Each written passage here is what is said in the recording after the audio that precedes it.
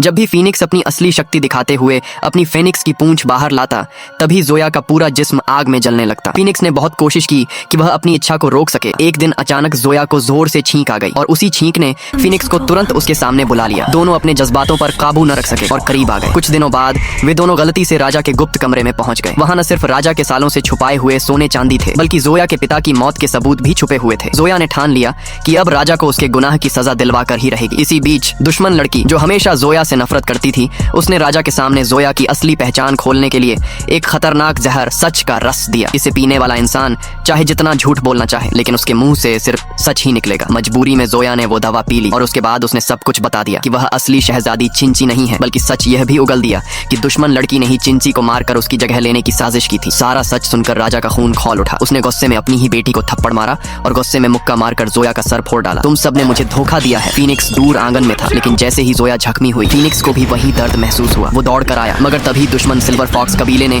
Phoenix पर हमला कर दिया। फीनिक्स जानता था कि जोया मुश्किल में है, इसीलिए उसने जल्दी से सिल्वर फॉक्स को हराया और दौड़ते हुए जोया तक पहुंच गया। राजा ने अपने सैनिकों को हुक्म दिया, इस औरत को मार दो। लेकिन जैसे ही एक सैनिक ने जोया पर तलवार उठाई, जोया को फिर से छींक आई और उसी छींक ने फीनिक्स को उसके सामने ला दिया। फीनिक्स ने नंगे हाथों से तलवार पकड़ ली और अपनी 9 आवाजी फीनिक्स पंजा से सैनिक को एक ही वार में मौत के घाट उतार दिया। फीनिक्स ने सबको चेतावनी दी, आज यहाँ से सिर्फ एक ही जिंदा जाएगा। डर के मारे राजा ने अपनी ही बेटी को छुरा घोंप कर मार डाला। ये देखकर दुश्मन लड़की टूट गई, क्योंकि अब उसे समझ आया कि उसके बाप ने कभी उससे मोहब्बत ही नहीं की थी। इसके बाद जोया ने राजा से सवाल किया, मेरे पिता की मौत का असली कातिल कौन है? राजा ने कबूल किया कि उसने सीधे जोया के पिता को नहीं मारा, बल्कि असली गुनहगार कोई और है, वो जो काला जादुई पत्थर पाना चाहता था। जोया का गुस्सा फूट पड़ा, मेरे पिता की पूरी जिंदगी जैसे तेरे जैसे कमजोर इंसान ने बर्बाद कर दी। और उसी गुस्से में जोया ने राजा को मार डाला। उसके बाद फीनिक्स और जोया ने राजा की मुहर लेकर सारे सबूत लिखवा कर अपने पिता का नाम साफ करने की कोशिश की। लेकिन उन्हें अभी ये नहीं पता था कि जोया का सबसे बड़ा दुश्मन सिल्वर फॉक्स कबीला फीनिक्स का भी दुश्मन है, क्योंकि सिल्वर फॉक्स ने ही फीनिक्स की पूरी कौम को जादू से कैद कर दिया था और अब जंग